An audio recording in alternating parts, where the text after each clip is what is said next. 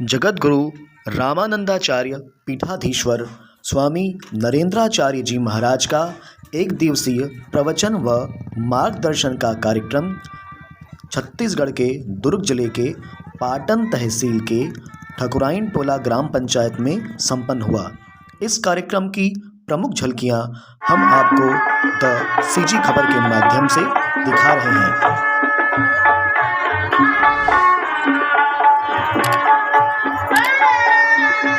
स्वामी जी का पूरा प्रवचन आप इसी वीडियो के डिस्क्रिप्शन में दिए गए लिंक से प्राप्त कर सकते हैं, जहां आपको स्वामी जी का पूरा प्रवचन प्राप्त हो जाएगा। आप सभी से मैं पुनः अनुरोध कर रहा हूं कि आप सभी पंडाल में आकर बैठिए।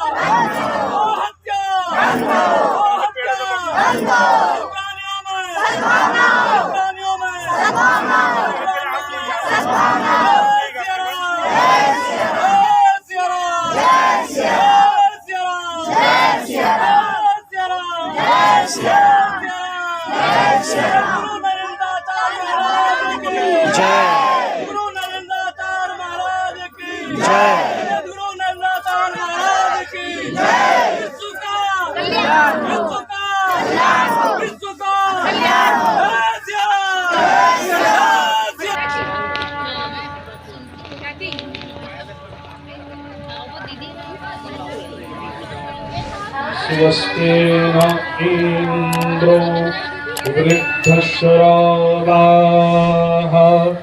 स्वस्ति नः पूषा विश्ववेदाः स्वस्ति नस्तार्क्ष्यो आरिष्ठाने मेहि स्वस्ति नो बृहस्पतिर्दधातु। अनंत विभूषित जगद्गुरु रामानंदाचार्य श्री स्वामी नरेंद्राचार्य जी महाराज की धर्म की अधर्म का सभी प्राणियों में गो हत्या विश्व का सत्य की सभी हिंदुओं में हिंदू धर्म जय सिया राम, जय सिया राम, जय सिया राम। श्री गुरुदेव सभी को विनती है अपनी अपनी जगह पे बैठ जाइए।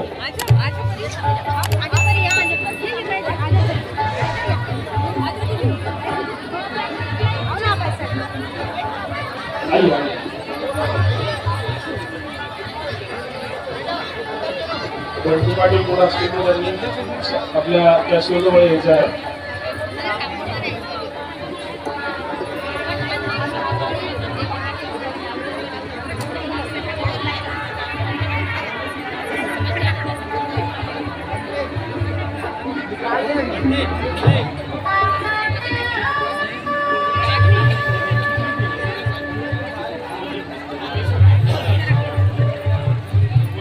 बृहस्पते अतिवदर्जो अर्यहाद्विमद्विभाति कर्तुमज्जने को यदि तयच्छव सरित प्रयात् तदस्मासु द्रविणं देहि चित्रम्।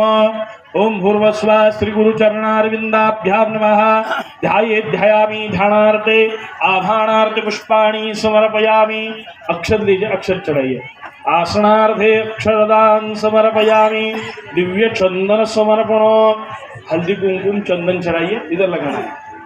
दंजद्नंबरिः परोक्षं पुरुखञ्जातवग्रतः तेन देवाय दन्तसाध्यारिकयश्चये विलेपनार्थे चन्दनं समर्पयामि भालभूषणार्थे अष्टगन्धं हरिद्रा कुङ्कुमं सौभाग्यद्रव्याणि नानापरिमलद्रव्याणि समर्पयामि पाद्योक्षरान्तं समर्पयामि तुलसी हेमरूपां च रत्नरूपां च मञ्जरी भवमोक्षप्रदातुभ्यम् अर्पयामि हरिप्रिया विशेष तुलसीपत्राणि दुर्वाङ्कुराणि समर्पयामि महावस्त्र समर्पणो विशेष पुष्पमालानि समर्पयामि धूपदीपतः कर्पूरादित्य समर्पणो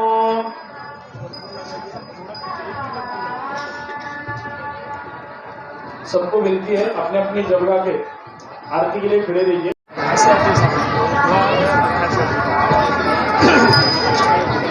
कर्पूरगौरं करुणावतारं संसारसारं भुजगेन्द्रहारं सदा वसन्तं हृदयारविन्दे भवं भवामि सहितं नमामि सगुण ही आरती निर्गुण हो वाळू देवा निर्गुण हो वाळू कल्पनेचे गीत घालून दीप पाजळू ओ वाळू आरती सद्गुरुनाथा माझ्या पंढरीनाथा भावे कर्ण कमळावरी ठेवितो माता अविद्येचा मोह पडला उपडोनी सांडो देवा उपडोनी सांडो आशा मनीषा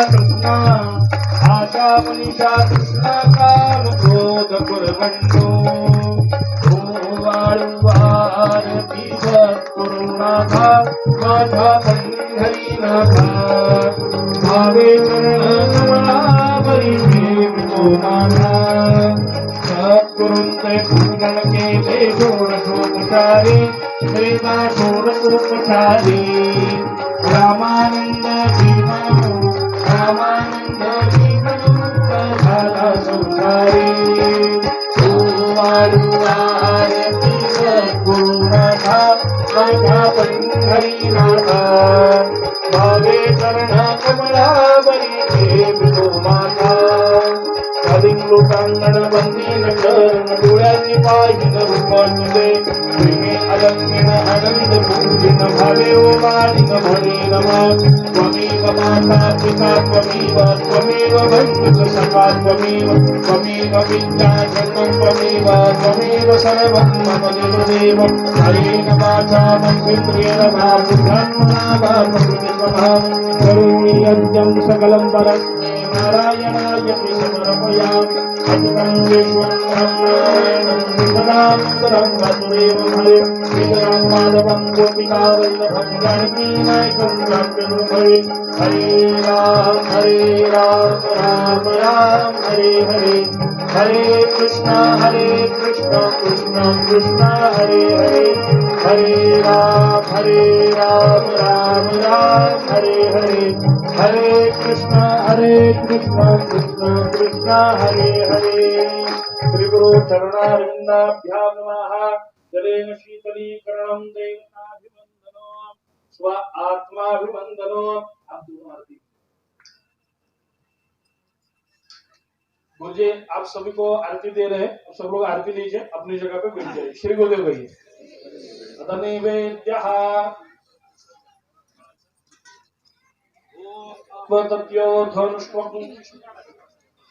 अवतप्योध्वंष्पं सहस्राक्षशते खुदे निशीर्य शल्यारां मुखा शिवो नः सुमनाभवो नैवेद्यं समर्पयामि द्रव्यदक्षिणां समर्पणो ओम हिरण्यगर्भः समवर्तताग्रे भूतस्य जातः पतिरेख आसितो सदाधार पृथिवीं देवां तस्मै देवाय अभिखाविधिं ओम त्र्यंबके यजामहे सुगन्धिं पुष्टिवर्धनं उर्वारुकमिन्दं मृत्युर्मोक्षमां ददातु धन्य समृद्धिरस्तु दीर्घायुष्यमस्तु शुभं भवतु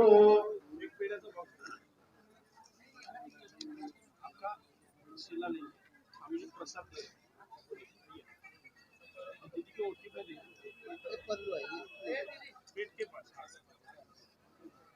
जगत गुरु नरेंद्राचार्य महाराज की जय। सद्गुरु कार्य सिद्धेश्वर महाराज की जय। संत शिरोमणि गजानन महाराज की जय। आद्य जगत गुरु रामानंदाचार्य महाराज की जय। सियावल्लभ रामचंद्र की जय। परम पूज्य कालिदास महाराज की जय। श्री गुरु।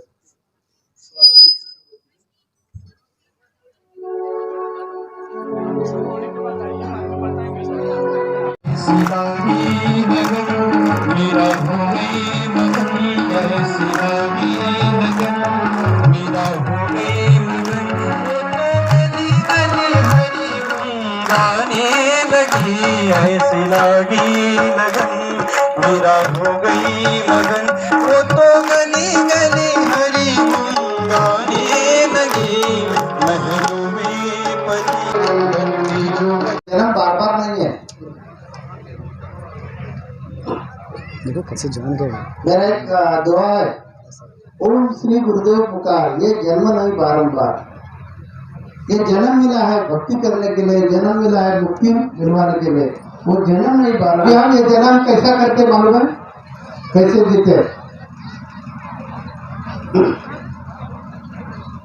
एक 20 साल तक या 30 साल तक हम इंसान जैसे जीते, उसके बाद जो बैल है ना, बैल जैसे जीवन, उनको कुछ समझता है वो कुछ अभी होता है ना कभी कभी, नहीं नहीं तो भी दे दो।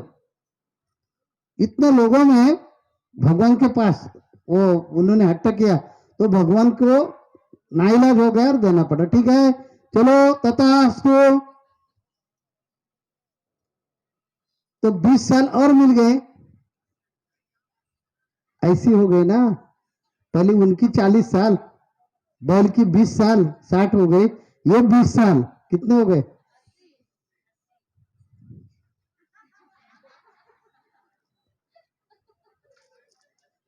कौन? हाँ, वो खड़े हो गए और बोले भगवान हमें ये 40 साल की जिंदगी नहीं चाहिए, हमारे 20 साल की थी उतनी ही चाहिए। तो बंदर को भगवान ने बोला अरे आपकी ये जिंदगी कौन लेगा, कौन लेगा? अरे कुत्ते की जिंदगी ली, बैल की जिंदगी ली, और ये हमारी जिंदगी इंसान नहीं लेगा, उनको पूछिए। अरे हम उनके पूर्वज है। इंसान को भगवान ने पूछा चलेगा क्या बंदर की जिंदगी? ठीक है भगवान आप दे रहे हैं तो दे दो। तो भगवान बोले ठीक है तथास्तु। इंसान को और 20 साल मिल गए। कितने हो गए? भगवान ने सोचा ये इंसान को इधर बिठा कर रख दिया ना तो ये 1000-2000 साल की जिंदगी लेकर जाएगा, इसी कारण यहां से उनको उठाना चाहिए। तो भगवान बोले चलो आपके 100 साल मिल गए। हाँ मिल गए, चलो नीचे चलो। अरे रुकिए ना मैं बैठता हूँ। नहीं नहीं आपका काम हो गया, चलो आप। और भगवान के जो सेवक थे उन्होंने इंसान को स्वर्ग से नीचे ढकल दिया, नीचे आ गया। आते समय भी इंसान ना, तो आते समय ही चुपचाप आएगा तो इंसान कैसा? अरे मिलवा ही ना, आप दिन नहीं दे रहे थे, हमें नहीं दे रहे थे, लेकिन हमारी जिंदगी जो है 60 साल आपने हमें न पूछकर कम किया था, वो मिलवा ही ना। ऐसे करवा के नीचे आ गए और अभी भोग रहे हैं आप। हम सब लोग जो है वो जिंदगी भोग रहे हैं। देखिए 40 साल कैसे रहते हैं, थोड़े इंसान जैसे, खुशी जैसे। 41 शुरू हो गया कि शादी विधि होती है ना, बच्चे वगैरह होते हैं ना, तो जिंदगी कौन सी है? ऐसे जीने का है क्या? ये जीने का नहीं है। तो मैं क्या बताता हूं वो सुनिए और वैसे जिंदगी जियो, अच्छे आनंद से जिंदगी मिल जाएगी। क्योंकि एक ये मौका है, ये इंसान का जन्म जो है ना वो मौका है। हमें एक संधि मिली है, एक सुविधा मिली है सुधारने की। क्योंकि ये एक ऐसा जीवन है, संत कबीर जी बोलते हैं कि पशु का हो तो कन्हैया नर का कछु न हो, नर एक बार करनी करे तो नर का नारायण बन जाए। नारायण होने का सामर्थ्य ये देह में है। अभी आपने मेरा भाई का अभंग सुना ना, वो इंसान ही थी ना हमारी जैसी, लेकिन अभी भगवान का स्वरूप बन गई हो। वैसे आप भी भगवान का स्वरूप हो सकते हैं, लेकिन जो जिंदगी मिली है, जीवन मिला है, वो अच्छी ढंग से समझ कर लेना जरूर है। हमारे महाराष्ट्र में एक समर्थ रामदास समर्थ हो गए, महाराज होके गए। उन्होंने अपने दासबोध नाम के ग्रंथ में, पवित्र ग्रंथ में लिखा है, संसार त्याग न करिता प्रपंच उपाधि न सांडिता जनामध्ये सार्थकता विचारच होय। इसका अर्थ है संसार छोड़ने की जरूरत नहीं, प्रपंच छोड़ने की जरूरत नहीं, योग्य प्रकार का विचार करो और जो आप जो और दूसरों को जीवन दो, ऐसे करो ना तो आपको सुख 100% मिल जाएगा। क्योंकि इसमें विज्ञान ऐसा है कि हम जो जो कर्म करते हैं उसका फल हमें यह जन्म में भुगतना ही पड़ता है। विज्ञान का कहना ऐसा है कि वातावरण में कुछ ऐसी लकीर खींचो, वो लकीर भी कहां भी नष्ट नहीं होती, वो वातावरण में डिपॉजिट होती है। हम अगरबत्ती लगाते हैं ना, तो अगरबत्ती का धुआं अगरबत्ती से कोई अंतर तक दिखता है, उसके बाद दिखता नहीं। इसका अर्थ वो धुआं जो है उधर नहीं है, ऐसे नहीं, उसके इलेक्ट्रॉन प्रोटॉन न्यूट्रॉन जो है वो अलग अलग हो गए, इसी कारण आपको वो दिखता नहीं। लेकिन विज्ञान का कहना है वो जो धुआं है उसकी रेखा सीधी कर सकते हैं। यानी कर्म का सिद्धांत तो यही है, भगवान कृष्ण यही बोले हैं कि कर्म कभी भी नष्ट होते नहीं है। वैसे हम जो कर्म करते हैं उसमें से कोई कर्म डिपॉजिट होता है, उसको बोलते हैं संचित।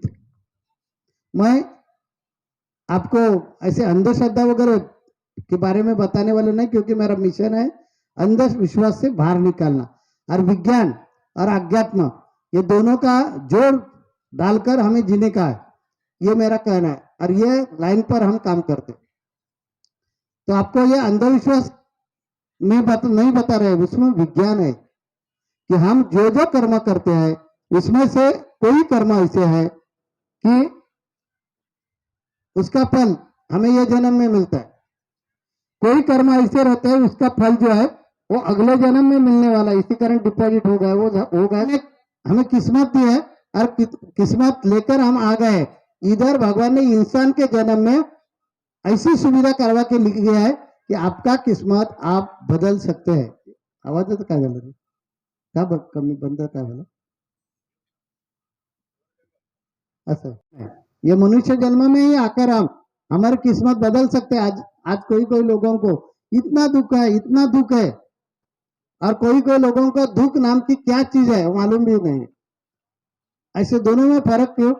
सभी प्राणी है, मनुष्य ही है, तो दोनों में फर्क क्यों? तो इसका उत्तर ऐसा है, जो पिछले जन्म में हमने किया है वो ये जन्म में हमें भुगतने को मिलता है। तो ये भगत जन्म में हमें कुछ राहत नहीं मिल सकती, मिल सकते हैं, इसी कारण संत है। संत इसीलिए भगवान ने निर्माण किया है, संत आपको राहत कैसे मिलेगी ये सिखाते हैं, और वो जो बताते हैं वो मार्ग से आप गए तो आपको जिंदगी में सुख मिलना ही चाहिए, और वो मार्ग बताने के लिए हम आ गए। इसी कारण समस्या मार्गदर्शन से मैं प्रश्न छुड़वाता नहीं है। मुझे दिखता है कि इनको क्या प्रॉब्लम है, ये हम पढ़ते हैं ना, इसी कारण समझता है कि इनको क्या प्रॉब्लम है। अभी देखिए ये लड़का लाया है, इनको हम पहचानते भी नहीं, लेकिन मेरे आंखों के सामने आ गया तो उनका प्रॉब्लम ऐसा है कि इनके हाथ पांव जो है एक्टिव नहीं है, काम नहीं करते। ये बीमारी क्यों हो गई है? ये जीन्स का प्रॉब्लम है, यानी क्रोमोसोम का प्रॉब्लम है, कि जो हमारे गुणसूत्र शरीर में रहते हैं ना, एक पीढ़ी में इनके 7वीं 8वीं पीढ़ी में, एक पीढ़ी में म्हणजे 7वीं 8वीं पीढ़ी में एक ग्रुप में शादी हो गई, और ब्लड ग्रुप दोनों का एक। वैसे ही हमारा है, जो साधु संत है जिनको आत्मज्ञान प्राप्त हुआ है, जिनके पास आत्मा प्रचिति, गुरु प्रचिति, शास्त्र प्रचिति जिनके पास है, वो आत्मज्ञानी पुरुष ये पढ़ सकते हैं, मैंने वहां से ही पढ़ा ये बेटे का प्रॉब्लम क्या है। अभी आपको अनुभव आ जाएगा, किसी को संतान नहीं है। डॉक्टर ने क्या बोला मुझे नहीं बताने का, सिर्फ खड़े रहने का। दोनों ने सगी पत्नी चाहिए, ये ख्याल रखने का। ये आपकी मैत्रीण है या पत्नी है, ये मैं नहीं देखता हूँ। आप सब दोनों खड़े रह गए, दोनों के तरफ एक आधा मिनट देखते हैं और बताते हैं इसमें ये प्रॉब्लम है। जिनमें जो प्रॉब्लम है वो प्रॉब्लम बताएंगे, आप अभी उसकी अनुभूति ले लेंगे। किसी को गांठ है पेट में, वो गांठ कैसी कौन सी बीमारी की है आपको डॉक्टर ने बोला है, मुझे बोलने का नहीं, सिर्फ खड़े रहने का। पेट में गांठ है, बाहर दिखती नहीं है, देखेंगे और बताएंगे कि ये कैंसर है या टीबी है या फाइब्रॉइड है या क्या है। अभी आपको आश्चर्य लगा और क्या ये चमत्कार है? इसमें चमत्कार की कुछ बात नहीं है, उतना हमने अभ्यास किया है। मैं पूरे चराचर में हूं। या भी बोले कि लोगों को आश्चर्य लगा ये कैसे शक्य है। आज घर में गए ना कि मन में बोलो स्वामी जी मुझे फलाने टाइम पे उठाइए, और अनुभव ले लो। अभी हम बार बार हर 3 महीने के बाद यही स्पॉट पर आने वाले हैं, क्योंकि ये छत्तीसगढ़ के भक्तगणों ने पीठ के लिए जमीन खरीदी है, बराबर यही जगह पे है ना। तो इधर हर 3 महीने में हम आने वाले हैं। इधर आश्रम बनने वाला है, सब इधर नानेज में जो सुविधा है वैसी सुविधा इधर शुरू होने वाली है। कर्म करने का अधिकार दिया है, हम हमारे हाथों से अच्छा या बुरा कर्म कर सकते हैं। भगवान क्या बोलते हैं, आप कर्म कैसे भी करो, वो बुरा कर रहे हैं अच्छा कर रहे हैं, ये सोचने के लिए मैंने दिमाग दिया। दिमाग क्या उद्देश्य है आपके आने का? ऐसा है कि साधु संतों का उद्देश्य तो यही रहना चाहिए कि समाज जो है उनको सुधारने के लिए संतों का जन्म है, तो समाज का उद्धार करना ये उद्देश्य है मेरा। लोग अंधविश्वास में फंसे हुए हैं, व्यसन में फंसे हुए हैं, और व्यसन से उनको मुक्ति मिलवानी चाहिए। मैंने अभी तक 6-6.5 लाख लोगों की व्यसन मुक्ति की है। हम जगतगुरु रामानंदाचार्य नरेंद्राचार्य है, दक्षिण पीठ हमारा है। जैसे शंकराचार्य श्रृंगेरी में है, साउथ के शंकराचार्य, वैसे हम साउथ के रामानंदाचार्य हैं, जगतगुरु नरेंद्राचार्य। तो हम ये काम ऐसे करते, लोगों को भक्ति को तो लगाते हैं, धर्म के बारे में उनमें जागृति करते ही है, लेकिन कोई लोग व्यसन से बह के गए हैं, उनका संसार उजाड़ गया है, किसी को संसार प्रपंच में कुछ प्रॉब्लम है, तो अंधविश्वास के माध्यम से जाकर और ज़िंदगी खराब करवा के लेते हैं। तो अंधविश्वास से लोगों ने बाहर आना चाहिए, व्यसन मुक्ति से बाहर आना चाहिए, और आध्यात्म विज्ञान और व्यवहार ये त्रिसूत्री हम लोगों को सिखाते हैं। मेरा कहना ऐसा है, 10 मिनट निकालो और भक्ति करो, और किसी का बुरा मत करो। और भक्ति इसीलिए करने का कि भक्ति हमें संयम देती है, संयम बढ़ाती है। हमारा अंतःकरण जो है, इधर अंतःकरण जो है, यह अंतःकरण में बुद्धि, मन, अहंकार और ऐसे जो चीज़ रहते हैं, ये चारों चीज़ों से अंतःकरण तैयार होता है।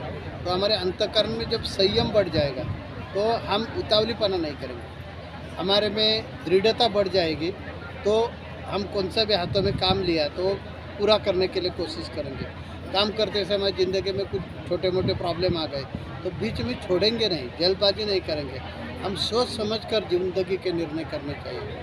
हमारे में नेतृत्व करने का गुण है, वो विकसित होना चाहिए। तो ये नेतृत्व करने का गुण, सोच समझ कर विचार करने की क्षमता, संयम, प्रगल्भता, ऐसे अनेक चीज़ जो ज़िंदगी के लिए आवश्यक है, वो भक्ति करवा के अंतर्मन बहिर्मन को हम कसरत देते हैं ना। भक्ति करते हैं ना, क्या करते हैं, अंतर्मन और बहिर्मन एकाग्र करते हैं। तो ऐसे एकाग्र किया, उनको कसरत दी कि क्षमता बढ़ती है, ऐसा मेरा दावा है। ऐसे करोड़ों लोगों को, हम साउथ के हैं ना, तो साउथ से यहाँ तक करोड़ों लोगों को ये हमने मार्ग दिखाया और लोगों को प्रचिति आती है। इसी कारण लोग मेरे ऊपर प्यार करते हैं। मुझे कभी पैसा लगता नहीं, मैं किसी का कौन सी जात है बात है ये देखते नहीं।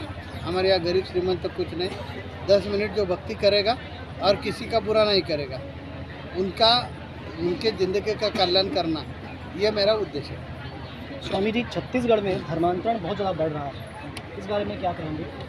कैसे प्रयास किया जाए?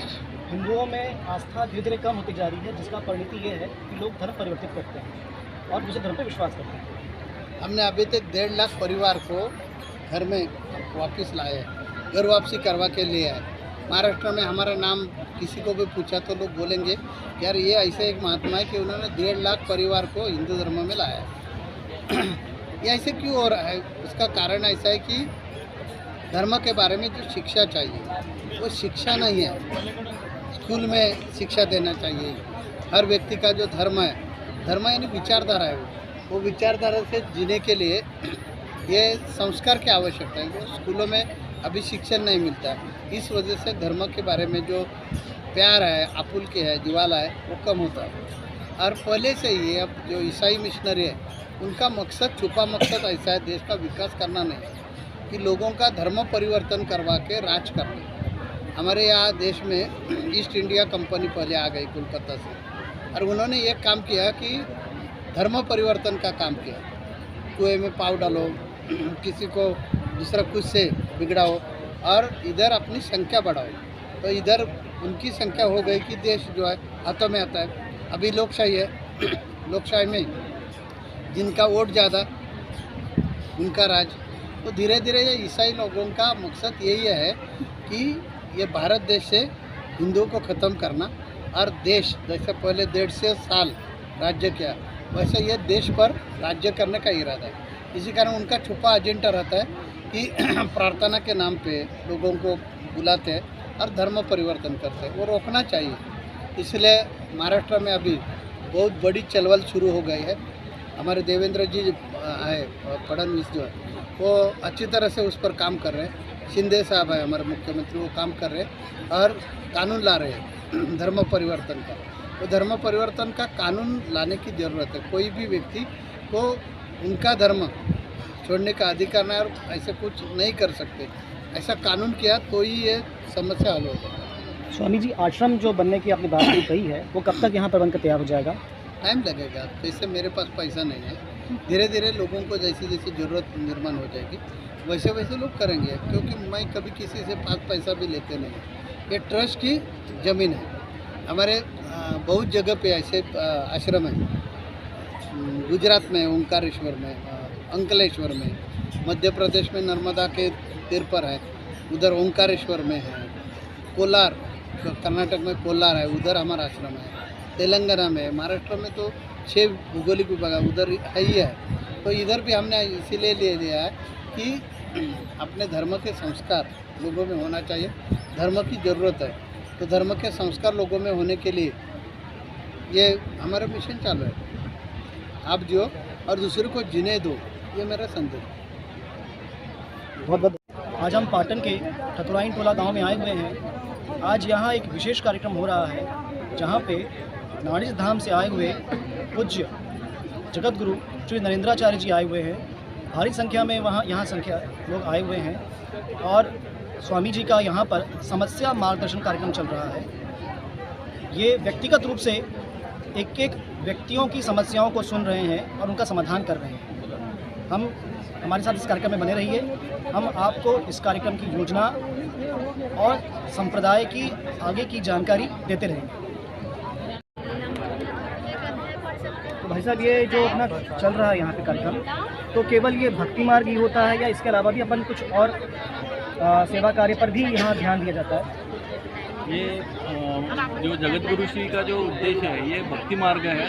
भक्ति मार्ग से लोगों को कैसे ज्ञान मार्ग के माध्यम से, भक्ति मार्ग के माध्यम से कैसे अध्यात्म में लाना है। क्योंकि स्वामी जी का कहना है कि ये अध्यात्म और साइंस, ये भी एक तरह का बहुत बड़ा साइंस है, जिसमें हमारी बहुत ही पुरानी परंपरा है भारत की।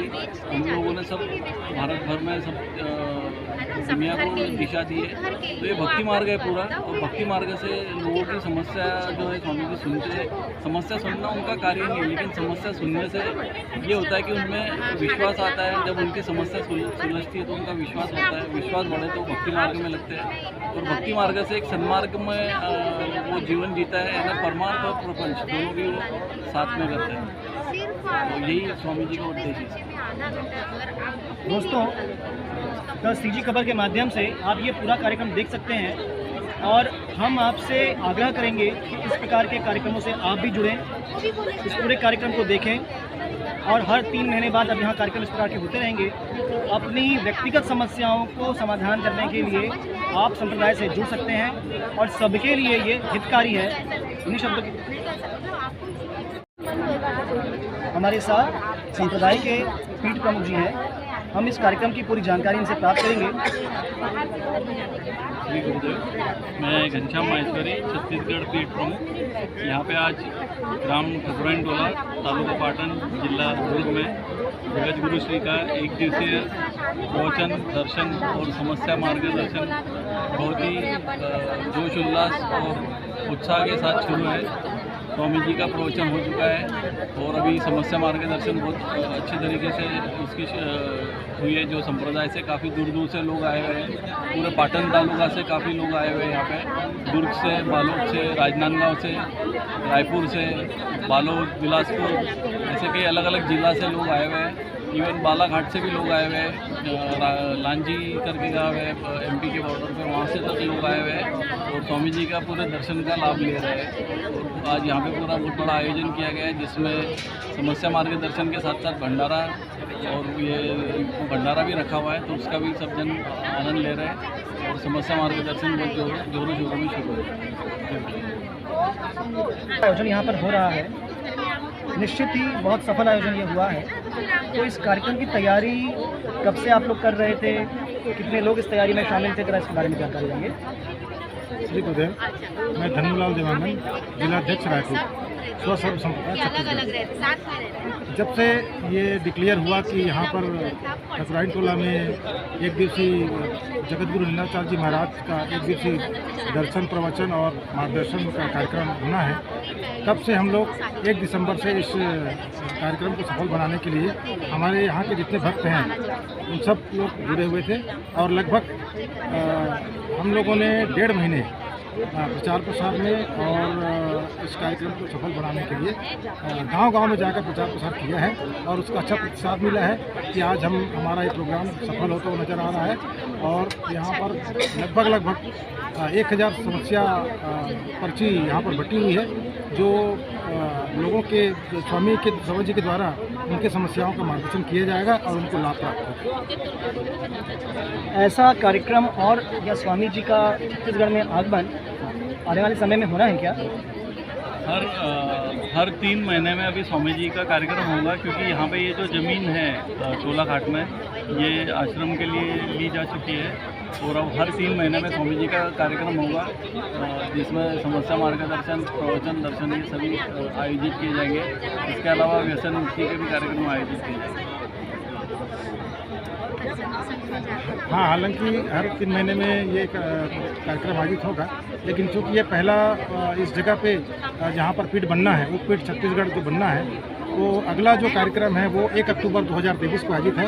हम सभी भक्तों से निवेदन करते हैं कि वो ये ऐसे दिव्य महात्मा और संत से साक्षात्कार करके उनको पहले उनको जान ले, पहचान ले और आजमा लें, उसके बाद उनको माने और उसके बाद उनको गुरु बनाएं।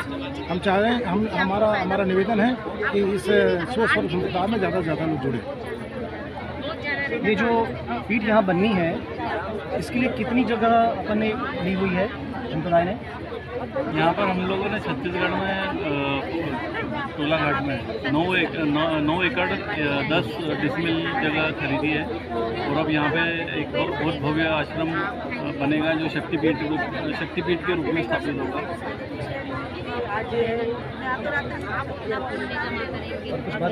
इन त्रिसूत्रों के समन्वय का सीधा सरल तत्व ज्ञान अपने सभी भक्तों को देते हुए उन्हें तुम जियो, दूसरों को जीवन दो